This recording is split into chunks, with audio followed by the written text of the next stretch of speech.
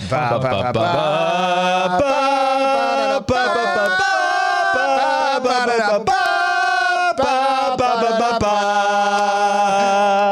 have a really good feeling about this.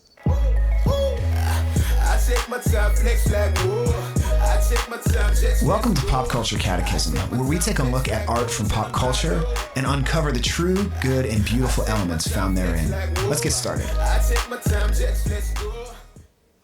Welcome to Pop Culture Catechism. I am Mike Tenney. I am joined by Awaken host Jon Marc Grodi and Men's Show alum Rob Hohler as my guest. If you haven't figured it out, we're talking about Star Wars today. So grab your lightsabers, put on your Ewok costume, put your girls, you can put your hair up in a bun or a little Ray triple. Just with the earmuffs. Yeah, the earmuffs. Yeah. So we're gonna have a good time today. I'm very excited to talk about Star Wars with you guys. But before that, I want to tell you a little bit about Awaken Catholic. If you go to awakencatholic.org, you can find all the shows on Awaken. And this studio runs on donations. So if you want to see shows like this and the other shows like Jon Marc's show and all the other shows that we run, go to awakencatholic.org/donate, and you can make a one-time donation, or if you make a recurring monthly donation, you join what's called the Awaken Nation, and you get access to exclusive content, some of which is talks by me and other show hosts and other presenters through Awaken Catholic.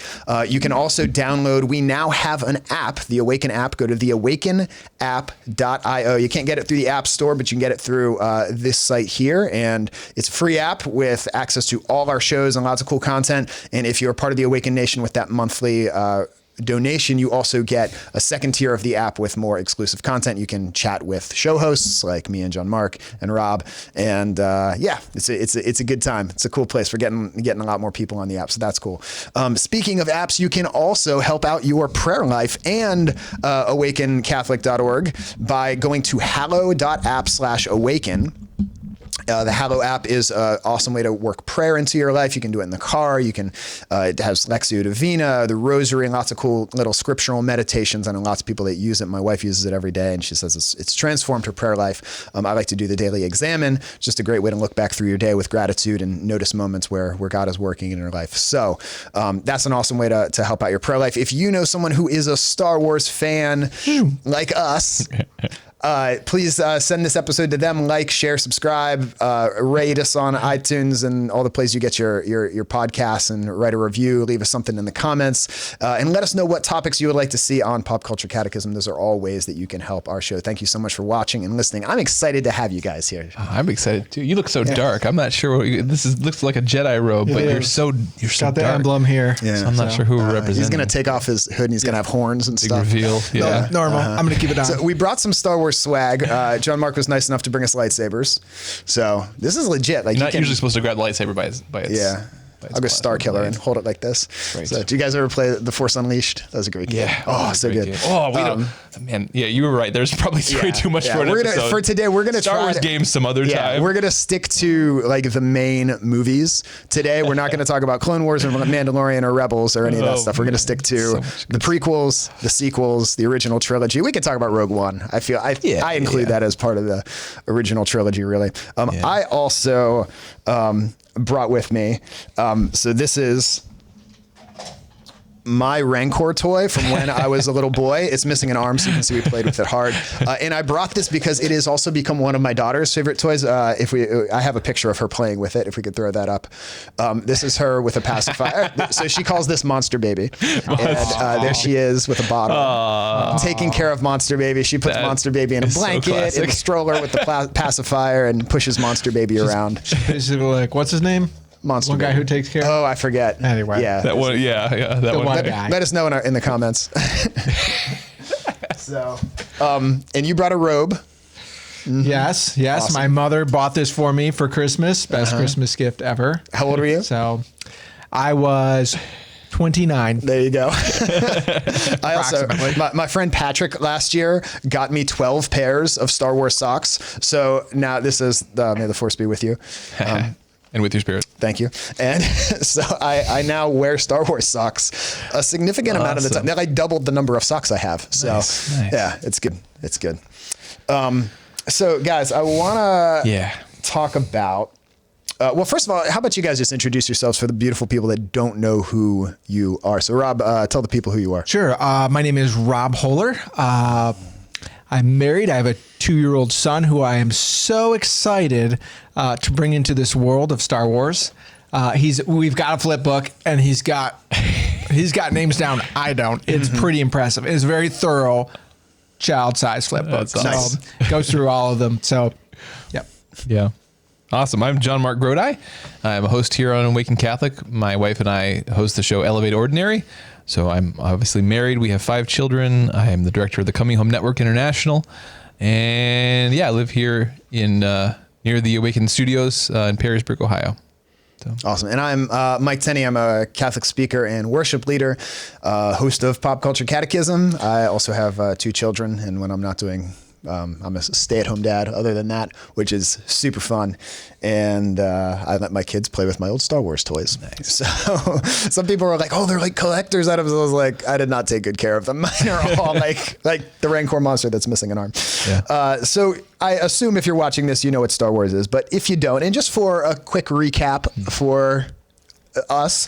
So Star Wars was a movie that came out in 1977, and George Lucas came up with the whole idea, and he wrote and directed it. The franchise of Star Wars holds the Guinness World Records for the most successful film merchandising franchise of all time. In 2020, the Star Wars franchise total value was estimated at $70 billion, 70, with a lot of zeros after it. It is currently the 5th highest grossing media franchise of all time across all media, not just film. So in 1977 was A New Hope. That was episode 4, the first Star Wars. It was just called Star Wars for a long time, and now we tend to call it A New Hope. The Empire Strikes Back in 1980, Return of the Jedi in 1983, and then the prequel trilogy came out in 1999 with The Phantom Menace, Attack of the Clones in 2002, Revenge of the Sith in 2005, and then the sequel trilogy, which was under Disney, came out with The Force Awakens in 2015, Rogue One in 2016, which isn't actually one of the episodes, but I think most fans consider it just as much as as one of the 9 main episodes. The Last Jedi in 2017. There was the Han Solo movie, Solo, in 2018, which I think most fans are kind of like, it's okay. It was fun. Take it or leave it. And then The Rise of Skywalker, capping off what has come to be known as the Skywalker Saga in 2019. And there's TV shows and video games and books, and there's official canon, and then there's apocryphal legends. So it's kind of like scripture and cartoons and comic books and toys. And supposedly there's new movies coming and that are unrelated to the Skywalkers, but in the same galaxy far, far away a long, long time ago, which is kind of exciting. So, so I heard a fun fact that when George Lucas was first negotiating a movie deal, he asked to share the rights to the toy merchandising, which had never been a thing before. And they were like, sure, you can have the rights to the... He basically envisioned these toys. Yeah. There was not the way they sell toys now and related to movies. He was one of the first people to do it. And he was paid handsomely for it. Everyone else was like, continue to make big. Merchandising from movies. That's a cool thing. And that's why when a Star Wars movie is out, you can go to the store and there's apples, and on the bag it has Star Wars characters. The merchandising is everywhere. So we'll talk about the movies just kind of artistically, what do we love, and then we'll get into some of the deeper themes. So gentlemen, what do you love about these movies just as film? What do you love about them artistically? Well, for me, I always go back to the first time I saw it. I was very young, which was also renewed by the re-release when it was in theaters. Some things they did there were interesting. But when I first saw the movies, just the experience of being caught up into this whole other world, it was mesmerizing. I was caught up along with Luke Skywalker on this huge adventure. In many ways, it helped inspire my love of movies, my love of fantasy, which I'm not a super huge fantasy nerd, or maybe I am, and I just tell myself I'm not. But he says wearing a Jedi robe. It's not looking convincing fits, right now. Man. Yes. But I just think the whole experience of it for me was unmatched, especially as a child. You could ask my mother. You know, I had all the toys. I was just obsessed. Han Solo was so cool. You know, for me, it's just at this very basic level of the experience of Star Wars to really define my childhood. It just a lasting effect. Yeah, I'm right with you on that, and I know we'll get more into the themes later. But you know, just generally at this point, you know, there's a reason why, like other universes, like fantasy worlds that are really well done, capture us. Like I feel like I know the world of Middle Earth. You know, I'm familiar with that world. I've read Lord of the Rings many times. I go back to that world. But why does it capture my imagination? Why does it capture my heart so much? Well, it's because I go there and I feel at home. Because there are things that stand out in that universe that are part of my universe, that are part of my life, but it's so easy to forget.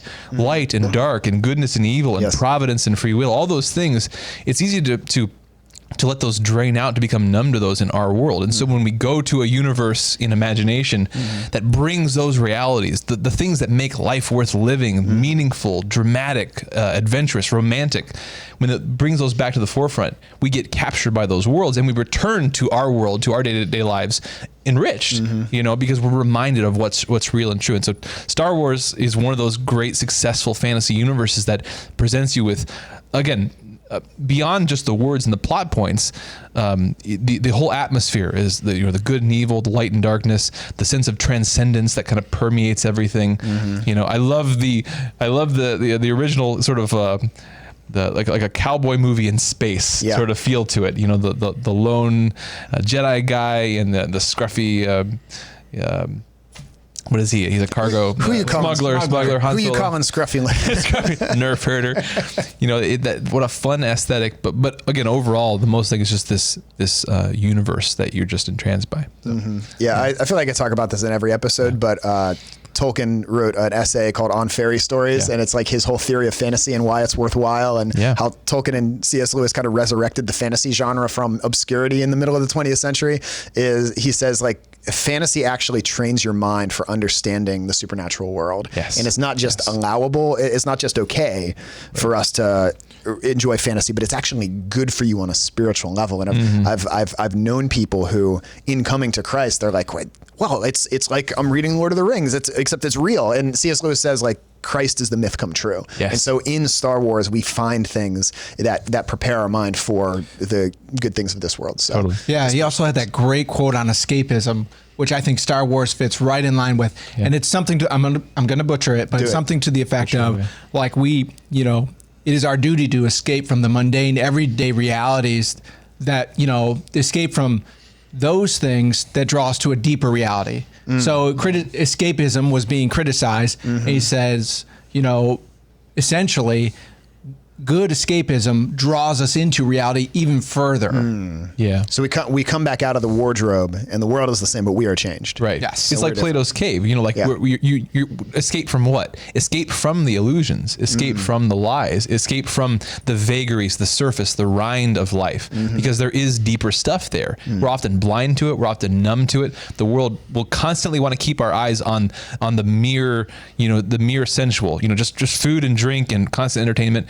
But it calls us to the deeper things, and that is true. You know. Yeah, I love that. Just some things I love about Star Wars is it's futuristic but old at the same time. Yeah. Like the Millennium Falcon is a starship that travels faster than the speed of light, but is also falling apart and like rusty and like it's like this goes there, that goes there, and like it's always trying to go into hyperspace and it like never works. It's like I fixed it. I thought I fixed it. You know. And it just kind of that idea that there's this old world. You get a history that it's really old. You know, and that's intentional. It starts on episode 4. You know there's a history there. It says a long time ago, a galaxy far, far away. This has been going on for a long time. And yeah, you see all this futuristic stuff that just barely works. And the music is great. John Williams just made some of the best music of all time. Yes. And I love that it's fun. It's not super serious. Like there's comic relief in all of them. And some works better than others. But, you know, I think of Han Solo, you know, in the detention wing of the Death Star, and the Death Star calls down, is like, is everything okay down there? And he's like, oh yes, we're all fine here. How are you? And he's like winces like that was terrible. We're gonna have company. We're gonna have company. And there's just so much comic early. It was a boring conversation anyway, and he shoots it. Yeah. So I love that it's funny like that, and all the way through the sequel trilogies as well. There's these moments where Rey is like, yes, I feel it. I'm reaching out to the Force and I feel it. And Luke's like, really? Like hitting her with the strain of grass, and he like smacks her hand and is like, that wasn't the Force. That was a piece of grass. You know. So there's just these, and he's drinking the blue milk from the ugly little creatures or the huge ugly creatures. I love the humor of it. Or on Starkiller Base, where the newly ex-stormtrooper Finn is like, well, we'll just use the Force, and Han is that's not how the Force works. Yeah. Yeah. So anything you would criticize about the art of the movies? Anything you would say? I'm sure there's a lot we can get into. So I think one of the challenges of Star Wars, which I mentioned to you earlier, was, really as a created universe, as a work of sub-creation, it has experienced many authors over the years. Yes. So there's a lot of people coming into Star Wars with a lot of different visions. A lot of cooks in the kitchen. A lot of cooks in the kitchen. And sometimes they fit into the world better than other times. And, there is an amount of disjointedness that happens from it. So, yeah. Is that your phone? That is my phone. Get your phone, because I want to say something about that. Yeah, I think like Harry Potter has a great cohesiveness. The Marvel Cinematic Universe has a great cohesiveness, and I think that's because there was something that they were going off of to pull from. Whereas Star Wars they're kind of making it up as they go. Right. And I think that was one of the things that I criticized about the sequel trilogies. There were some things I loved about Episode 8, but some things that I didn't, and I think it was because they didn't have like they didn't have somebody in the driver's seat for all three. Like it's almost like with Force Awakens and then The Rise of Skywalker, like J.J. Abrams was in charge of both of those, and those two movies connect really well, but 8 is kind of like, it just doesn't, it's like the puzzle piece doesn't quite match up. And when people ask me about 9, they're like, did you like 9? I was like, I did. And but the problems I have with 9 are really problems I have with 8, and the way that 8 didn't like match up. Well, there's a couple different ways to look at the art there too, in the sense of like, you can always look at the art in terms of like what actually happened. What did this director do? What did they do? But then there's also kind of stepping back and saying, okay, all this happened. Like, how can we look at it as a whole? And we still, I mean, it's still, we can kind of look at the whole work of art, the whole atmosphere, and there's still the Star Warsiness of Star Wars that comes through there. And we'll get into that more into the themes later. But yeah. And the other thing I was going to say about the prequels, I think the prequels had a great story, but this like kind of poor execution. I think there was really weak characterization. Like if you ask who is the main character of Episode 1, it's kind of like, well, it's kind of Qui-Gon, it's kind of Obi-Wan, but there wasn't that focus on the characters. And that's something I think the sequels did well, is they remembered, it's these characters are what makes it compelling. It's the hero's journey, like it was with Luke. And so, Rey and Kylo and Finn all have these really strong characters. And even with Han and Leia and Luke, not as much with Leia because Carrie Fisher passed away, but you have developments in their character, and you walk with them and you see them be dynamic and change. And so I think that was something the sequel trilogy did really well. But the prequels did not so much. I have a secret desire that they kind of reboot the prequels and do them right, because I love the story. I just think they could be made better. And like somebody goes and finds Obi-Wan in a cave on Tatooine and is like, I'm researching the Old Republic and I've searched all over the galaxy for somebody who could tell me, and this is what the Empire says, and it's the prequels. The prequels are like Empire propaganda of how stupid the Jedi were, and he's like, this is what the Empire says happened, and Obi-Wan's like, that's not how I remember it. And then it goes back and it's Obi-Wan's story through the prequels, and what's that like the term for that when you I just call it a reboot. But I can't remember the term. Yeah. So I want Christopher Nolan, what he did to Batman. That's what I want somebody to do to the prequels from Obi-Wan's point of view. So anyway, that's fun. Clone Wars kind of did that, but anyway, let's get into the spiritual themes, or we're gonna run out of time. Well, tell me a theme in Star Wars that you would love to talk about and you think we can learn something from. Well, I guess the one thing that I wanted to start out with, because it gets into some of the stuff we've already talked about, which is that we kind of know, and if you've been around the Star Wars universe, if you know a little bit of the backstory with George Lucas, that So, in Star Wars, there's this notion of the Force, and there's the Jedi, and there's the Sith, there's the light and dark. And what's interesting about the Star Wars universe is that you can tell that both in the writing of it as well as, in the experience of the characters in the universe, there's a sense in which the light and dark is understood in the beginning, earlier on, as this sort of Buddhistic balance notion that there's light and they're dark and they're perfect. They're equal to each other and they have to be in balance. The yin and the yang. That Taoist, kind of a thing. And what's so interesting to me about the Star Wars universe is that, again, both I think in the writing as well as in the experience of the characters, that falls apart after the while. Because I don't think you can tell a good story about a Buddhistic universe. You can't tell a good story where good and evil are just opposing forces that have to remain in balance. That doesn't make for a real story. Interesting. You can't have a real hero when the universe is just about balance, And so I think a writer, even if they start with that conscious desire to make that part of their universe, what begins to happen, what begins to fall apart over time is that no, evil really is evil, good really is good.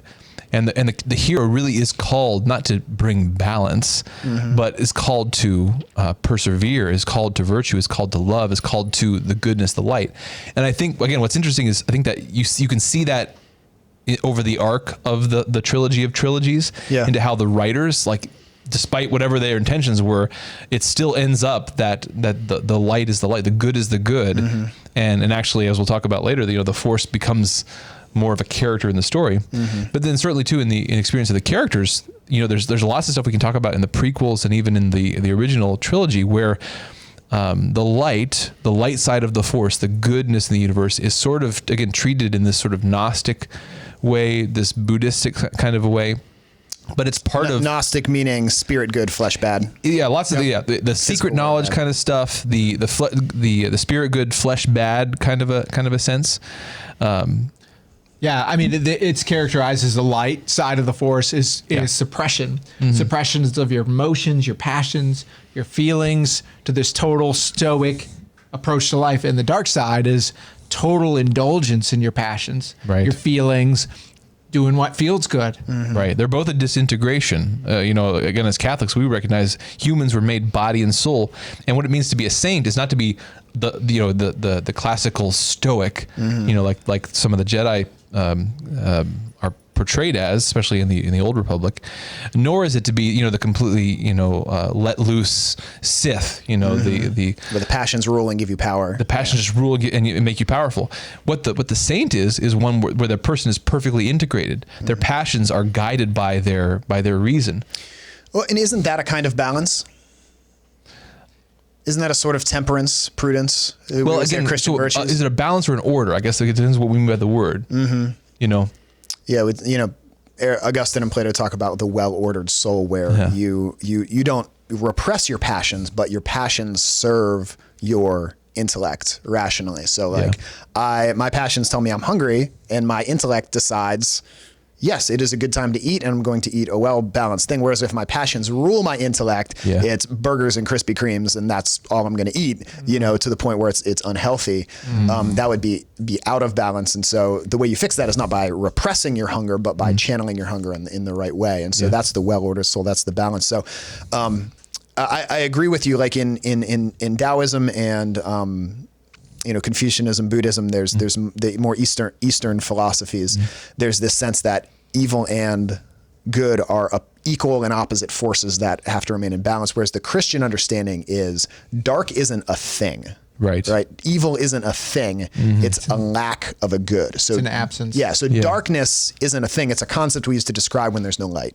Right. When cold isn't a thing. It's what we use to describe when there's no heat. Right. So God is being, and a lack of being or a twisting of being and of goodness is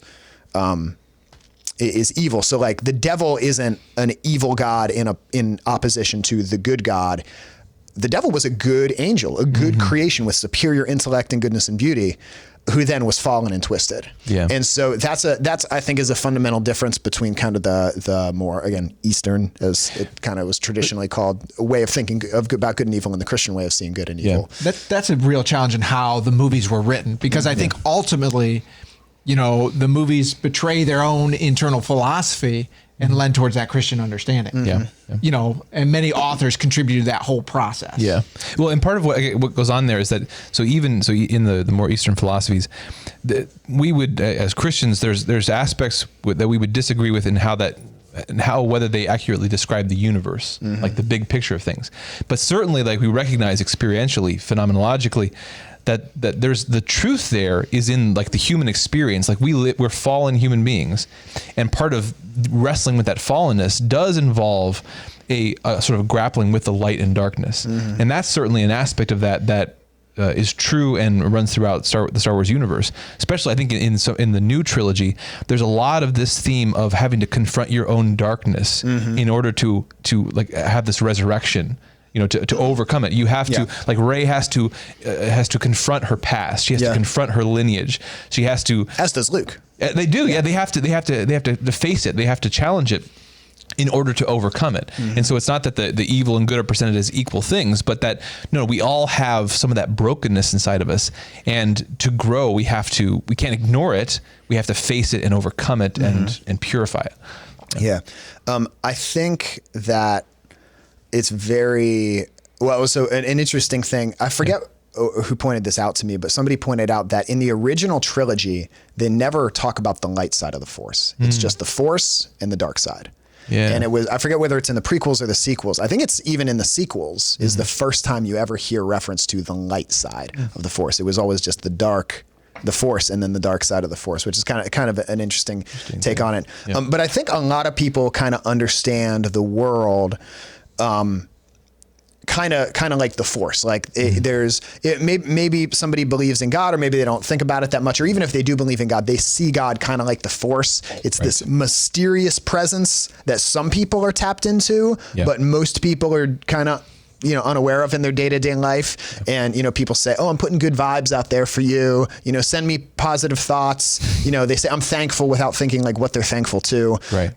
You know, they say, oh, well, the universe is just against me today. Or, you know, I'm putting good vibes out there into the universe, whatever that means. And I think a lot of people, in other words, believe in the Force, basically, that there's just kind of this mystical thing that penetrates us and binds us, as Obi-Wan says, and just kind of knits the universe together. And that's how a lot of people think about God. What is the Christian response to that? Like, how would Christianity say, well, yes and no? Like, what's the yes and what's the no? Well, it's a great starting point. Like we it's good for people to recognize that about themselves, that it's a normal, natural, almost universal thing amongst human beings to have the sense of the transcendence, that the mere material is not all that there is. Like, we know that, we experience that in our own personhood, in our experience of other people, our experience of the providence of life and the movement of life, that there is something transcendent there.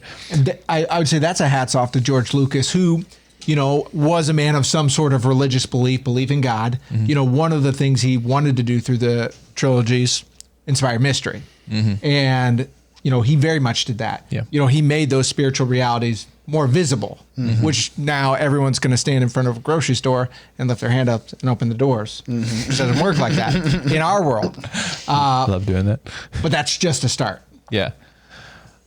Yeah, and that's a great starting point. You know, we often criticize as Christians people who would say that they're spiritual but not religious, in the sense that they've taken the first step but they've refused to go further. And we would want people to go further, but that first step is a good first step as long as you remain open. No, there is a spiritual world. There is a transcendent aspect to life that actually brings you into contact with the most important aspects and purposes of life, but you don't want to stop there. Yeah. And that's where you get into, well, what is the nature of the spiritual world? What is my nature as a being that lives in both at the same time?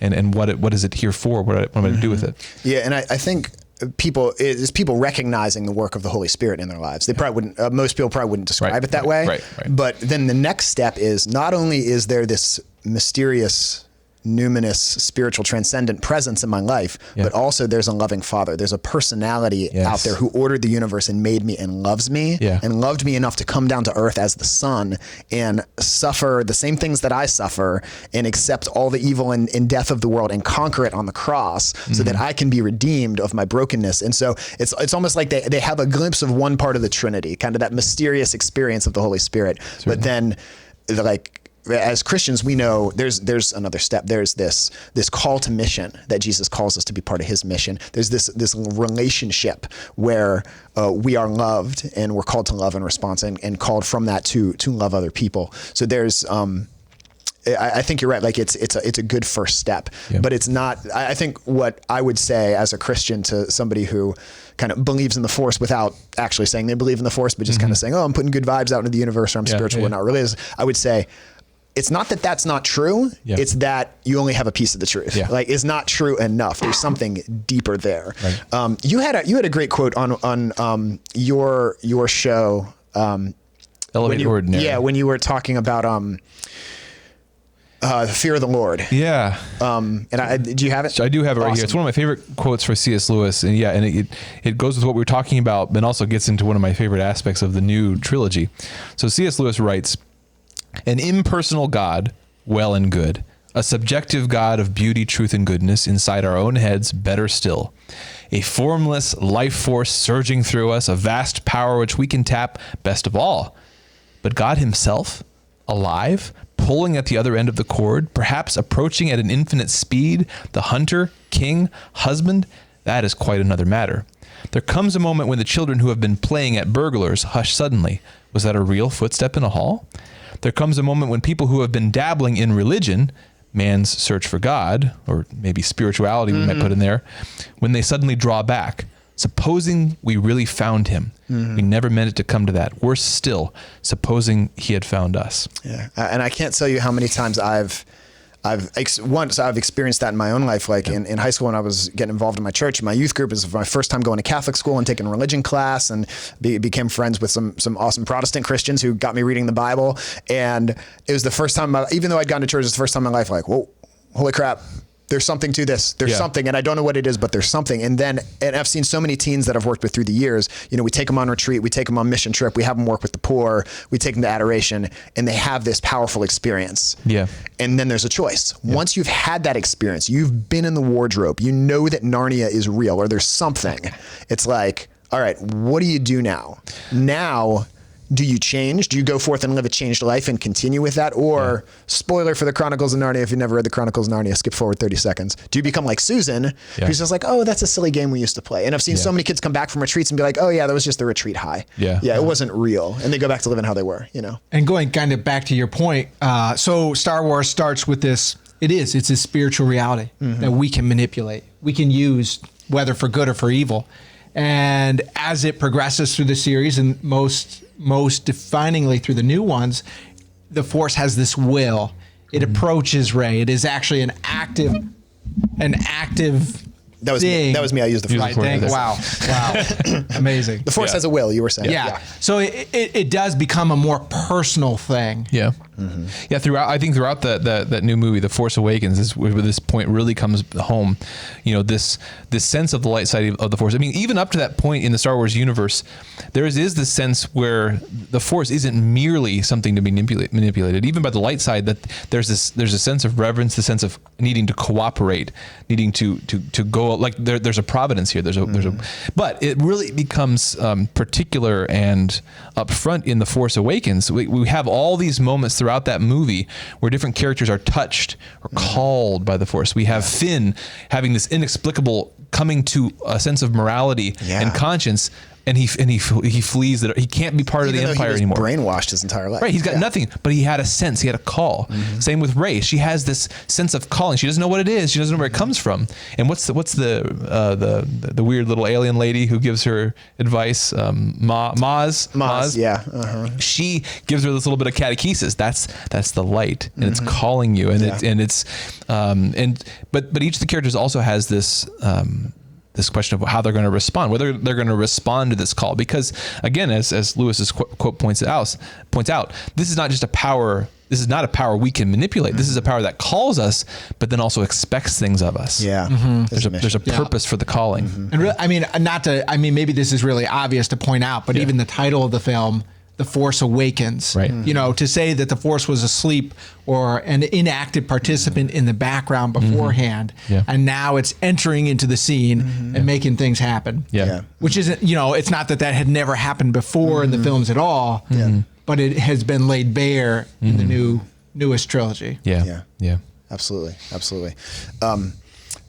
You guys said so much there that I wanted to, talking about like the Force is not just to be used for manipulation. Like that's kind of how Rey experiences it at first. And she's like, it's, you have a laser sword and you can move rocks and you can like use it like a weapon. And Luke is like, no, that's not it at all. Like, yes, it gives you power, but really that's not what it's about. And I think some people have the same temptation with religion. Like we've seen corruption in our church where people go after being a priest or go after, or even outside the Catholic world, people become these famous preachers with huge followings and they're wearing the fancy clothes and they have all this money, or, we have very career-minded bishops in the church and that power corrupts, and we see them using their religious power in kind of this corrupt way. And like, we see that in the Jedi. The Jedi have this fall, and you see Yoda coming to terms with that, and you see Luke and Anakin wrestling with that. That Luke says in The Last Jedi, the Jedi failed. They failed, and that reminds me of our church in lots of ways. In lots of ways, our church, not that our church overall has failed, but in lots of ways our church has failed. And that doesn't mean the ideals of the Jedi are wrong. Right. The ideals of the Jedi are true, but the people trying to live up to it have failed. They've given into that power, and I feel that's a temptation for every believer. Well, I think we can broaden it even further too, because again, making the comparison is goofy because we might say, well, in our universe though, we don't have something analogous to the Force, right? Like in that universe, you actually can tap the spiritual power and do stuff. You can lift rocks. But broaden this a little bit. So in that fairy tale universe, the way it's set up is that, part of being the spiritual being is that you can have this Force connection. You can do stuff. Okay, we can do the same thing. It just looks different in this particular fairy tale universe. I mean, the fact that I can think and decide to wiggle my fingers, I often point this out to my kids, like, if you stand back for a moment, that's weird. Yeah. Like I'm in some sense, I feel like I'm here and that's there, and yet I'm doing this. Yeah, that's or the way I can use my intellect or my sense of morality or the ability to speak and connect with other human beings. Those are spiritual powers that we have. Yeah. And so the question is, again, we find ourselves in this saturated spiritual universe that we live in. We find ourselves with these powers that we can use. And the question is, where did they come from? And do we seek out that source? And do we not just try to use the powers that source has given us, but we say, no, I received this call for a purpose. I received these powers for a purpose. We listen to the will of the Force. This will that's calling me. Very good. Very good. I feel like, so I wanted to tell a little bit of a story, and I'll give you, I wanted to ask if you guys had personal stories where like Star Wars actually made like a real difference in your life. I remember one time in middle school, there was somebody who I got in a fight with, and I was just so angry about it. And I was so mad that I got in a fight with this person. This person was just being a total jerk to me. And my older brother, Brian, was like trying to make me feel better. And he was like, it's like Luke Skywalker and Darth Vader. And I was like, what are you talking about? That's just a movie. He's like, no, it's exactly the same. He's giving into his passions, and he's using his rage against you, and you have a choice. Yes. Are you gonna respond in the same way and give in with rage, or are you gonna say, like Luke does to Vader? He says, "I will not fight you, Father. I will not." And he throws his lightsaber away, and that's I love in Last Jedi when Luke throws his saber away too, because it's calling back to at the end of the Return of the Jedi that he throws his lightsaber away. It's like, no, the Force, it is not about my ability to wage war. Like, I'm one with the Force and the Force is with me. And so I remember that has been such a lesson for my life, that when I experience other people and their unhinged passion, that I don't respond in kind. I choose to be Luke. I don't choose to be Anakin.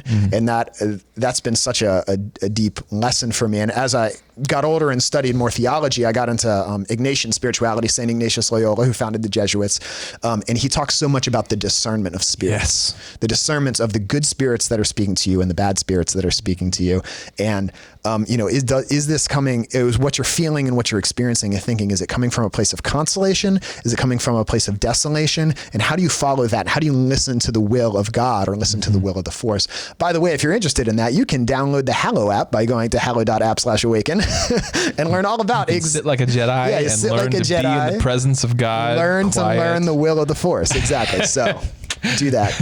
And anyway, so I was wondering if you guys have personal experiences like that. Well, I mean, I can say that, I've had lots of similar experiences with my children of where that theme comes out. Like we experience that theme in this really raw and visceral way in the Star Wars universe. And then we come back to reality and then we experience it ourselves. We experience either from someone else who's giving into passion, who's expressing this will to power of the dark side. And then again, we have a choice. We had this temptation to fight back in kind and to justify our use of anger and force and passion because we're the good guys. But again, pointing out many instances in my children's lives and in my life where, again, that is that temptation. And it's one of another favorite theme throughout the Star Wars universe is that this progression in amongst the light side characters from the prequels into the original trilogy, that even Luke, with his mentors in the original trilogy of Obi-Wan and Yoda, he sort of transcends what they're presenting him, because what they present him is sort of this light side utilitarianism, right? You got to go kill your father. That's the only way for it. You have to go kill him because he's bad. And you have to go, and you have to kill him. There's nothing way around it. You must confront Vader. And he wrestles with that. He wrestles with his own darkness. But in the end, his decision is to try to bring him back to the light, even if it means he's going to fail, even if it means he's going to die. And what's amazing about that is what we see played out in the Star Wars universe is the fruit that comes from that self-sacrifice. It's not the utilitarianism that the Jedi are always tempted to that brings about the fruit. It's, in the end, Luke's self-sacrifice, his willingness to be martyred, his willingness. I've won because I've maintained. I've remained true. I'm here. I want to bring you back, but I will not kill him. The fruit that bears, again, in the Force Awakens, where, again, we know at the end of the Return of the Jedi, no one else in the Star Wars universe knows, but Anakin was converted by that. Yeah. At the very end, Luke says, I'm going to save you. And he says, you already have. But it comes about not because, again, the Jedi and the Sith are one and the same when they begin to try to use the power for their own good ends. Yes. That's the same path. And it's a separate path to say, no, I will choose love. I will choose self-sacrifice. Yeah. I won't give in to lying, into hatred, or any of the passions as this path to this goal that I want. Yeah. So good. So good. And a lot of people, something that Luke's decision at the end of Return of the Jedi, which ultimately does save his father. Yeah. It plays out like that is the victory that saves like the rest of the sequel trilogy. Totally. Because Luke kind of forgets that lesson later on when he gets older. And I know so many people who don't like the sequels because of that. They're like, Luke's whole thing was hope, and he saw the good in Darth Vader when no one else did. Right. So why couldn't he see it in Kylo Ren? Right.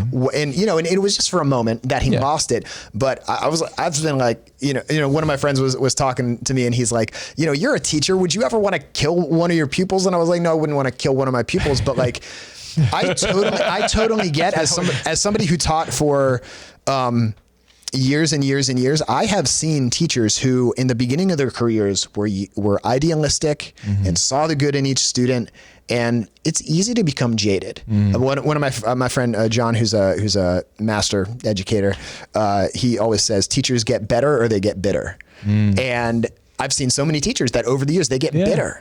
And that's what happened to Luke, and Rey helps him realize, helps him return. In the scriptures that Jesus says you must become like little children. There's something we can learn from children in being childlike, and Luke has to relearn that. And I know that this is totally true for things in my life where I can look back to my past and be like, in some ways I was better as a younger person. Like certainly I've grown in other ways, but there is a certain childlikeness that we need to regain. And so I think that's totally believable from Luke, that he would become bitter in some ways and have to regain that, relearn that. I think every parent goes through that, in this, because again, what happens every time I decide to yell, or I decide to endlessly lecture, or I feel like by my force of will, I will make this small child behave and do the light side of the Force. Like hopefully the temptation isn't to kill them, but the temptation is to, I can force them. I can will them.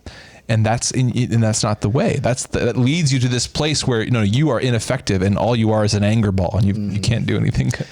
Well, and so many of the like Obi-Wan at the end of Episode 4, he puts his lightsaber away. Yeah. And that's his victory. Yeah. Luke, at the end, he throws his lightsaber away. Rey, at the end, it's an act of defense that conquers the Emperor. It's not her. The Emperor says, I want you to kill me. And she doesn't. She just defends herself. Yes. And so that is very much, and that's something that I very much love about Buddhism. You know, there's some things that are compatible with Christianity, some things that aren't, but that way that sometimes refusing to fight, even when it seems like it's the only way, even when it seems like it's a necessary evil, sometimes that prophetic witness of, I am not going to fight evil with evil. I am not going to fight fire with fire. Yeah.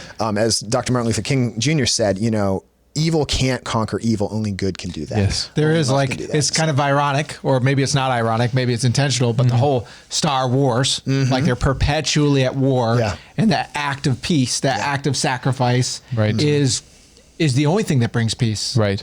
And that's that paradox throughout the Star Wars universe that you have these warring factions, the light and the dark, but the temptation, the strategy of the dark is not to conquer the light. It's always to seduce it. It's always to not get the light side, or the dark side doesn't win if it lives on and the light side dies. They have to convert them into a disciple. They have to corrupt them. It's always about corrupting that, you know, so in all these situations throughout the Star Wars universe, the thing that the dark side, whether it's Dark Sidious or the different bad characters, it's always trying to get that person to fall. It's not just about conquering, it's about seducing and corrupting and controlling. Yeah. And so I was going to say, and that's how sin works. Like the Emperor is always saying, you will be, you know, you will fall to me just like your father before me. And that's what the serpent says in the garden is like, you're going to tell me you're not going to eat that apple. Like, and you're going to tell me you're not going to sleep with your girlfriend. You're going to tell me you're not going to punch that guy. You're going to tell me you're not going to, you know, like that's what sin says to us and temptation says to us. And that's what the dark side says. It acts as if your fall is a foregone conclusion and you can't do any better.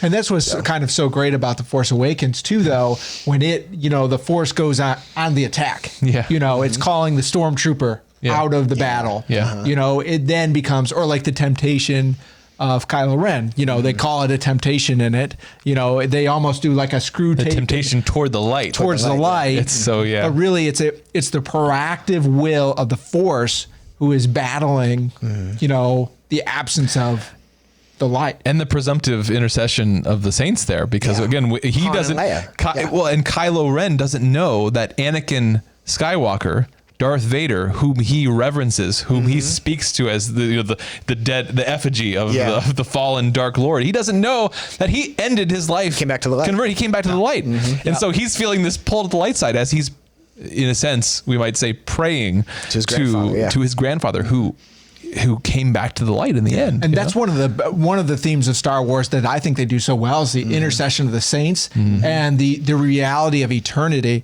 So, you know, if you're, you know, this high in the Force, you come back as a Force ghost or however that works, you know, just this idea that when you're no longer there, you somehow still continue to exist. You still continue, you know, to influence and be there. You know, you even see that with Han Solo, who's not a Jedi in some way in the newest ones. The Rise, and you know, if you could talk a little bit about the point you made before we started doing the show about the end, kind of the culmination and the difference between communion of the saints, you know, how that plays out in Star Wars and versus the oneness of the Sith. Yeah, that's played out so dramatically in the end of The Rise of Skywalker, where you're presented with these two different senses of communion and unity.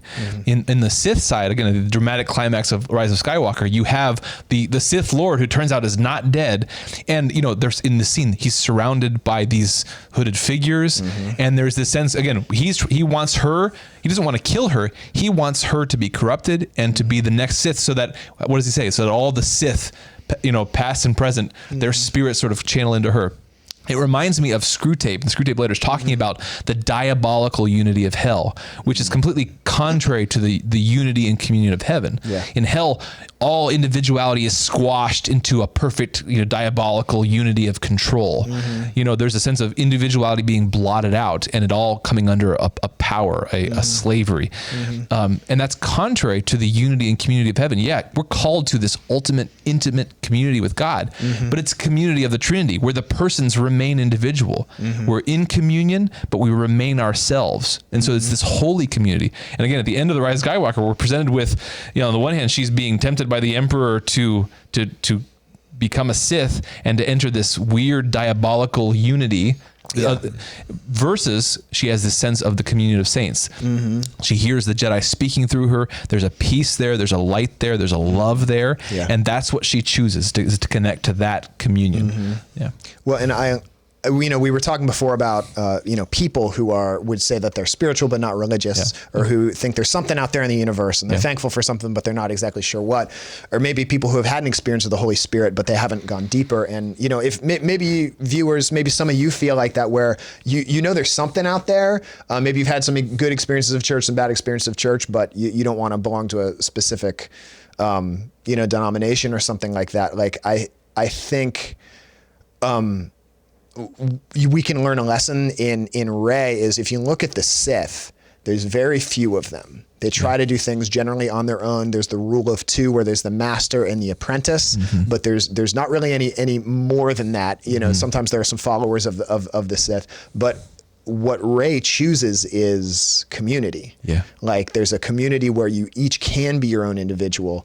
And I know for me, going deeper in my faith was finding a community. And no, they're not perfect. And I've been hurt by some people in the church too. I've been betrayed by some people in the church too, people who were very close to me and did some awful things. But I've also met like the best people I know. And I met my wife. And so I think, and you don't avoid that hypocrisy that you sometimes find in the church by avoiding church, because there's hypocrisy everywhere. So I guess my challenge would be is, if you feel like there's something out there in the universe, if you feel like you're spiritual but you're not religious, like, finding a community and taking some effort to find some community, which is hard in the world of COVID and hard just in the 21st century. But finding that community is so important for spiritual growth.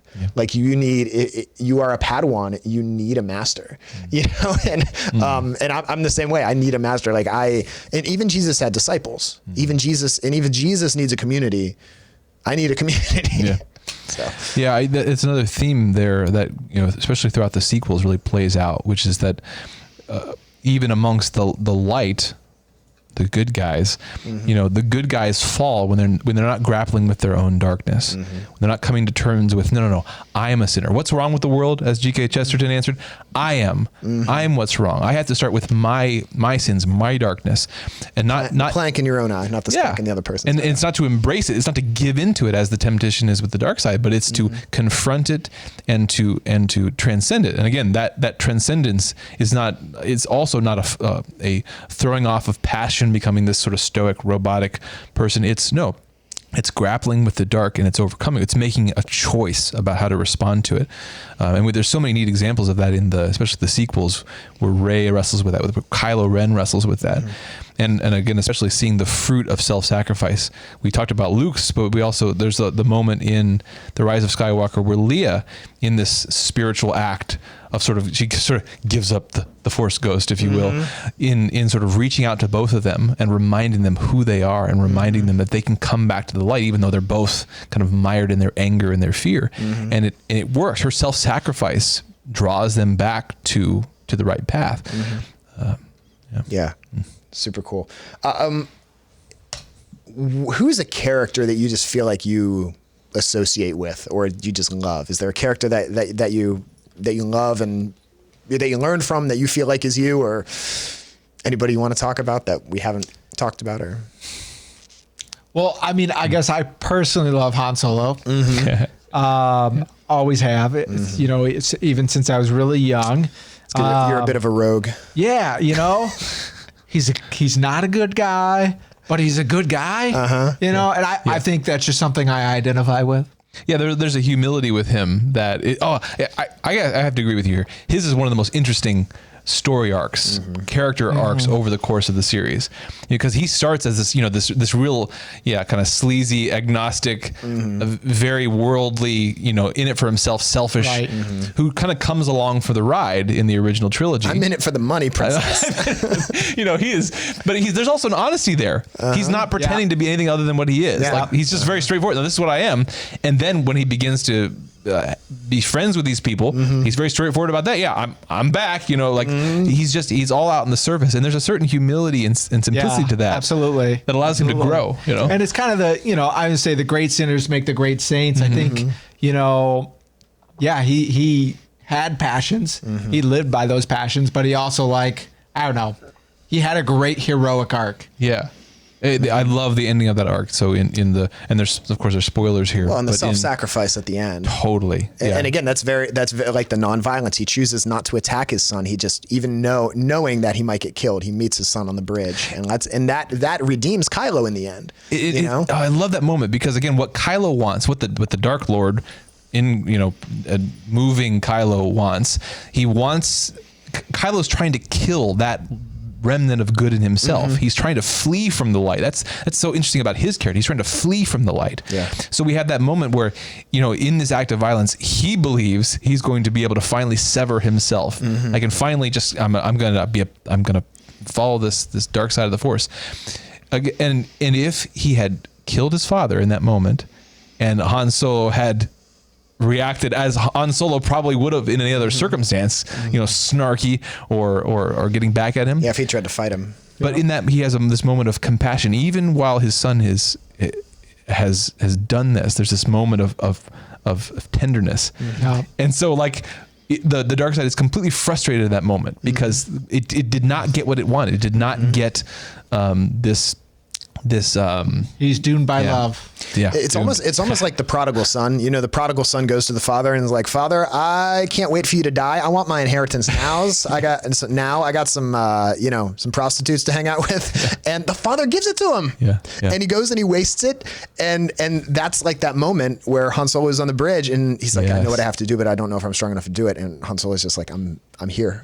I'm here for whatever you want, even if it kills me. Yeah, I am here for you, son."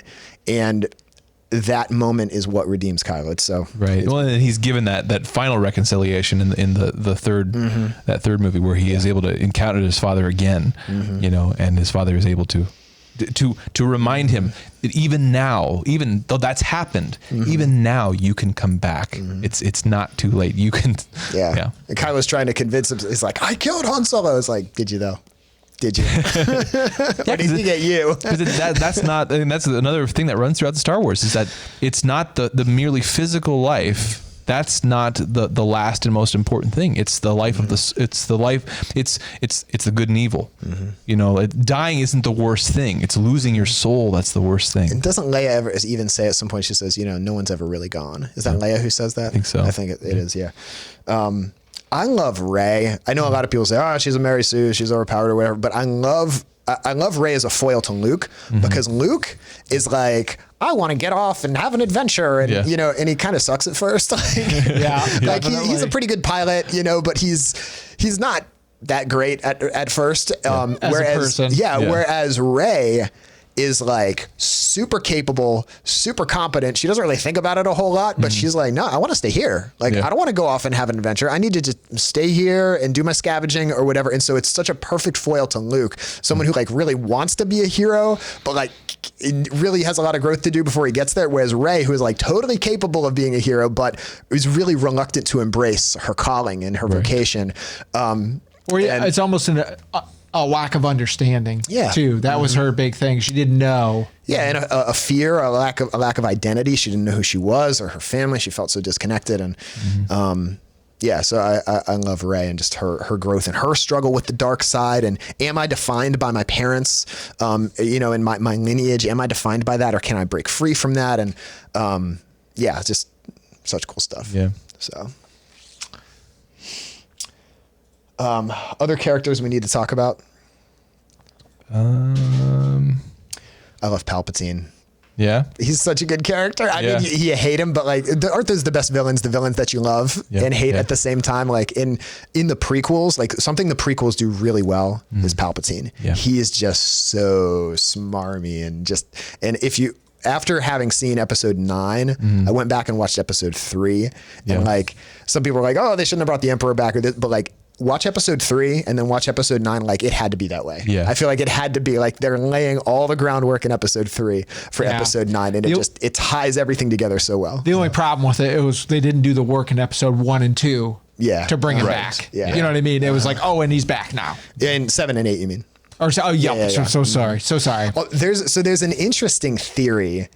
I think J.J. Abrams from 7 had it because it like breaks down Rey's first lightsaber fight with Kylo, and she uses a lot of like stabs, which the only other person in all of Star Wars who does that is Palpatine. And her fighting style, the first time she picks up a lightsaber, is just like Palpatine. And even in the music, it's reminiscent of the music that they use for Palpatine. And so I think J.J. Abrams, even in Episode 7, knew that in Episode 9, she was going to be a Palpatine. So I don't think in 8 there's anything of that, but or maybe there is. But I think it's there. And they certainly establish in 9 that I mean, again, whether they're sort of working this back into our interpretation of 7 and 8, that he's in the background and the voices that are heard and the temptations that are experienced are coming from him.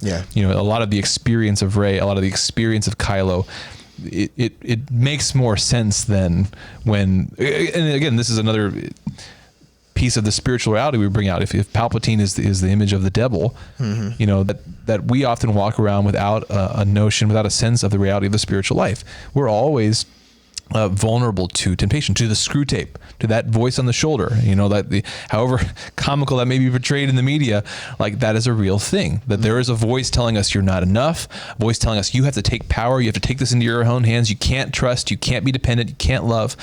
That voice is always there. And again, we do have this interesting thing where it's absent visually and audibly, but then it's revealed in that 9th movie that no, that voice was there, that temptation, that movement of the Spirit was there the whole time. Yeah. Can we put the PowerPoint up on the screen? So I saw this meme the other day on Twitter. If you can't read it, it says, "It's surprisingly dark for the saga to end with Palpatines killing off the Skywalkers for good and then stealing their family identity."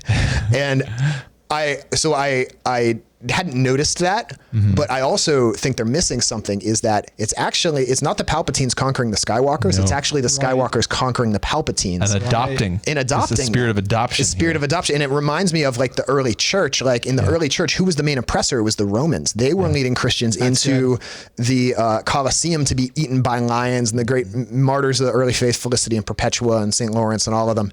But who ends up conquering who? The Christians end up conquering Rome, and now Rome becomes the center of Christianity that goes out to the world. And how is it conquered? With nonviolence. With I will not fight you. I will let you eat me, lion. Like I will let you kill me in the arena, and that's how it's conquered. And that's exactly what we see here: is how are the Palpatines finally conquered? It's like the life of the church is the blood of the martyrs, and that's true through the series, the whole series. Amen. Yeah, she takes on this new identity at the end, which is significant for the climax of the Skywalker Saga. Yeah, totally fits. Totally fits. Yeah. I was hoping at the end, I mean, I love the relationship between Rey and Kylo, and I think it makes sense. In my own mind, in my own headcanon, what happens eventually is she and Finn end up together. And you know, in the last movie, Finn like keeps wanting to tell Rey something, but they never get to. And I know a lot of people are saying like, oh, Finn was going to say that he was Force sensitive. I don't really think that makes sense, but I think what I would love to see is Finn being like, Rey, I needed to tell you something. And she just says, I know. I know you love me. Just like Han Solo says to Leia, it's like, I know Finn. And then they get together. That's my own headcanon of what happens. Nice. So, yeah. I also loved, what's his name? When he, at the end, the final scene, when he turns to the girl that saved them, and she's just like, no. what is this? What's his name? Oh my gosh. Poe Dameron. Poe, yeah. And he turns to the girl like, he saved. the other. She's like, man. I tried. There is like a really classic, like, you know, romance is like, it's got to fulfill everything. She's like, and they kind of do subvert that somewhat. That is kind of funny. Cool. Anything else we need to talk about before we shut this down?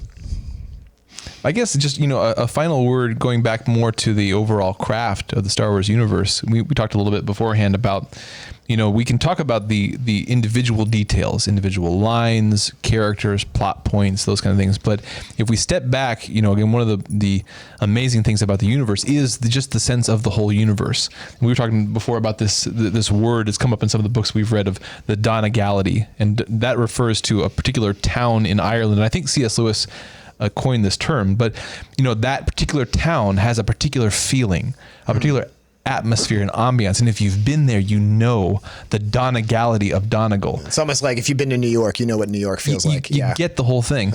And so sometimes the most important message or the most important impact of a work of art is not maybe the specific thing said, but the overall atmosphere and ambiance. And again, like we talked about in the beginning, everyone who has entered into and loves Star Wars has this sense of that, again, that spiritual transcendence that permeates everything, the light and the dark, the good and evil, the self-sacrifice, even where it's not necessarily said, that's there in the very fabric of the Star thing. Wars-ness of it. Exactly.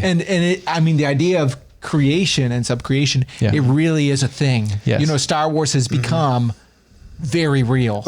Explain what you mean by subcreation, because I feel like I kind of understand it, but not subcreation really. is just like the idea, God is our ultimate author. He's created the world and everything. And one of the gifts he's bestowed to us is to create within this world, whether through our minds, that's how we image him. That's one way we're making his image. Okay. We, like God, can be a creator as well. And George Lucas, accessing God or the muse or creativity, he in his act of creation and the many people involved and how we all tell stories and make things up, we are in a sense participating in God's creation, as a sub-creation. We make our own creations. Okay. Yeah. Sub-creation. Nice. Yeah. I was getting a sense, but the way you put it into words makes it very clear for me. So thank you.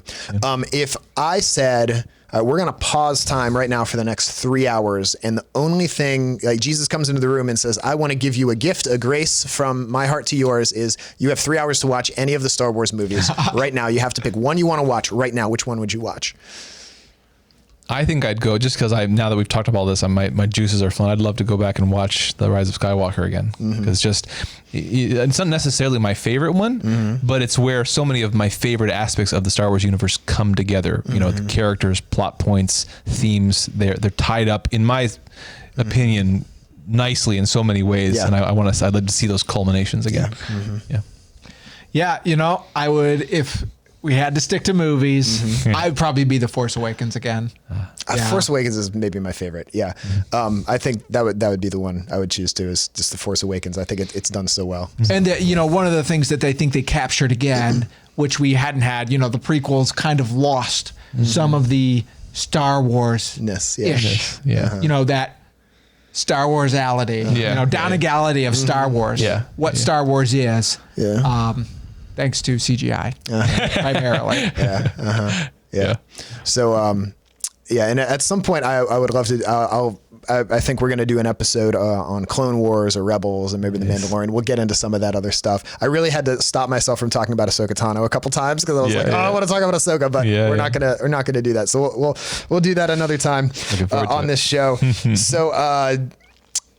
I often ask my guests at the end if they would be willing to close us in prayer, reflecting on the themes. Jon Marc, would you be willing to close us? Sure, absolutely. Today? In the name of the Father, and of the Son, and of the Holy Spirit. Amen. Heavenly Father, Lord Jesus, Holy Spirit, Holy Trinity, we come before you and we bless you, we praise you. We recognize that all we have is from you. Our life, our abilities, even our desire for the good comes from you. We ask for your grace, for your presence today, to move us toward the light, toward your light, toward the purposes for which you've created us. We come from a place of experiencing the transcendence of the universe and your reality in little glimpses. We ask you to fan that into flame, bring us into relationship with you, so that we can grow in love and in relationship with all those that you've given to us and to whom we've been given in relationship. Bless us this day. May we grow in virtue, and may we praise you and glorify you with our lives. In the most holy name of Jesus, we pray. Amen. Amen. I'm one with the Lord, and the Lord is with me. Amen. I've totally used that as like in my own prayer, just as a repetitive kind of mantra, and Hallow App, by the way, if you're looking for suggestions, you should totally have I'm one with the Lord and the Lord is with me as part of the Hallow App. I like it. Thank you guys for being here. Jon Marc, where can people find you if they want to find you? If just a listing of the stuff I'm involved with can be found at jonmarcgrodi.com, but my show here on Elevate Ordinary is found through the Awaken Catholic website. It's awakencatholic.org. Rob, do you want to be found? I don't know. Yeah. If you're buying or selling a home, maybe in Northwest Ohio. then find Rob. Yes, sure. Very good. Very cool. You can find me at MikeTenneyMusic.com, on social media at PKMikeyT, and through the Awaken app, you can also chat with all of us. We're all on there, and you can ask us questions and that sort of thing. Suggest topics for future Pop Culture Catechism. Yes, absolutely. We're many of the topics we're doing are because people requested them. So you can download that at theawakenapp.io, and there's that's for free. And then if you are part of the Awaken Nation and make that monthly donation, then there's premium content beyond that. You can hear talks by me and some of the other presenters and show hosts through Awaken by going to awakencatholic.org/donate. And that is what keeps the lights running. That's what keeps food on the table of many of the staff, and keeps the cameras running and all those sorts of things. This does not happen for free. So please donate to the Awaken Catholic and become part of the Awaken Nation. And that'd be super, super helpful. And as we've talked about a couple times, download the Hallow app. And if you go to hallow.app/awaken, you get a free month of premium, and that helps us out. We get a little bit of a kickback from that, and that also helps us. And it's super awesome for your prayer life as well. If you liked this episode, please if you're on YouTube, hit that little bell and subscribe. If you're listening on a podcast, subscribe so it automatically comes up in your feed. Give us a rating, give us a review. All of those things help. If you know someone who's a Star Wars fan that would enjoy this conversation, send them a text, say, hey, I think you'd really like this. I've gotten a lot of great feedback from people just saying, I love what you're doing with this show.